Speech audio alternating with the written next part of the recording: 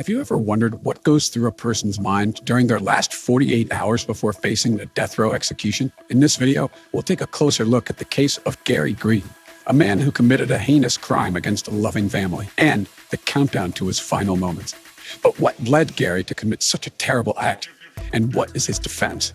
Stick around to find out as we explore the chilling details of his case and the justice that will be served.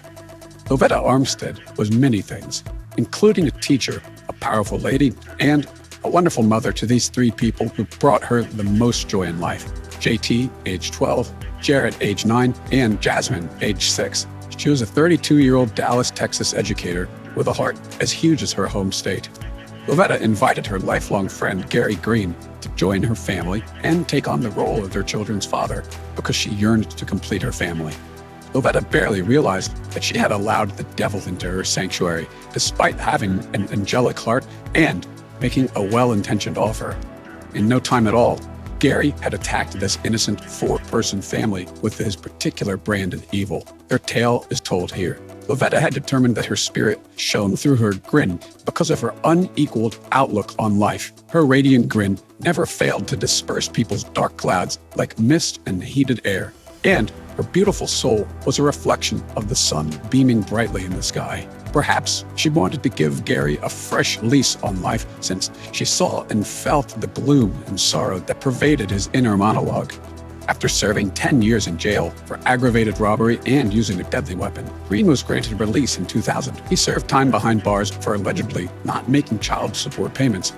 Lovetta also believed that he had genuine intentions despite his tarnished past. She had no idea what a heavy price she would have to pay to spread some joy and cheer when even angels shied away. Or perhaps she had fallen for Gary's phony persona that concealed his sour inner self. Troubled upbringing, Gary was raised in an environment of intense violence. In a 2020 appeal, Green's current lawyer, Michael Mola, claimed that Green's grandmother and parents also suffered from mental illness. During his early years, Green's father brutally assaulted both him and his mother.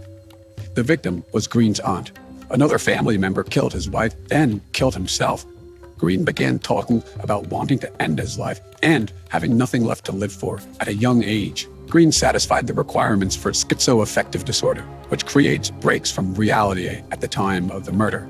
According to Mola, he suffered from manic episodes, severe chronic depression, and personality abnormalities. Green spoke incoherently, heard demons, and thought vampires were pursuing him. Wedding bliss, marriage followed a brief courtship. Lovetta and her kids graciously welcomed Gary. Her children loved this new addition to their modest family and put this monster on a pedestal where he did not belong. After this fake knight's armor broke, JT and Jared received an unwarranted from their new father's belt. That strap ripped Lovetta's heart apart. Gary's violence had surfaced. Lovetta, a caring mother, urged Gary to leave to protect her children. Gary visited Lovetta and Jasmine at her house on September 21st, 2009. Family members say he moved away, but Armstead was assured that his parole officer would check on him at home that day. He tricked her into letting him spend the day at the brick house to get inside. They fought fiercely. The dispute turned violent. Gary roped Jasmine's hands and feet and tossed her on her mother's bed. He attacked her for an hour, killing her while she watched helplessly. Lovetta's protector tortured her, and she passed away in fear for her daughter. This monster focused on the vulnerable infant after she died. He suffocated under a tub of water while Gary brutally forced her head onto the tub floor. After this evil act, he picked up the family boys from church. Gary picked them up, and his insane niceties astonished both boys. JT, the older boy, was concerned and felt like someone was walking over his grave. Both boys discovered hell when they reached their homes. They asked, "Why to kill us?" Gary's chef stabbed him. Gary said, "You know, I died living." "Gary, don't kill us," my younger brother said after he threw him against the toilet. Gary tried to kill both guys next due to his illness. He took pleasure in watching the boys' grief when they saw their mother and sister's bodies and letting them live. He drove away, leaving two tiny boys distraught and unable to grasp what had happened to their lives and their loved ones. Pick up the pieces. Boys recovering from the stepfather's stabbing. Police said the attack killed the boys' mother and younger sibling. Dallas police say Gary Green was waiting for his wife at this house. She filed for divorce. Both were stabbed to death at their Morning Springs Trail home in Oak Cliffs last night. The police say she and her children were attacked when she entered this house. When the police arrived, they saw an uncontrolled slaughter. Lovetta Armstead, 32, and 6-year-old Jasmine Montgomery were found dead Monday at around 9:30 p.m. They also found 2 letters. Lovetta's divorce letter and Gary's were written, a signed confession of his plans for that day. Gary's message revealed his thoughts and goals. Green tried to overdose on prescription drugs after leaving home. She advised him to submit it. Green surrendered at 2:15 a.m. at Southeast Patrol on the same day. Green was jailed in Dallas County on 1 count of capital killing, with more charges pending. His $1 million bail. His trial uncovered more horrific prior details. Green knifed and strangled an ex-girlfriend, according to the trial. He strangled another ex-girlfriend. Jarrett and Jerome Armstead testified after witnessing the petitioner's filmed confession. On October 30th, 2009, a Dallas County grand jury indicted him on 1 count for knifing Lovetta Armstead to death. He purposefully drowned and asphyxiated Jasmine Montgomery during the same crime. On October 28th, 2010, the jury found the petitioner guilty of capital slaying, as alleged in the indictment, found Green a future threat of violence, and condemned him to death on Execution Row without court intervention. Gary Green will be executed on March 7, 2023, but his lawyers have been frantically filing appeals for years. Attorneys for 41-year-old Green alleged 46 trial errors, including challenges to the sufficiency of the evidence against him, his confession and jury selection in 2012. The court rejected all allegations.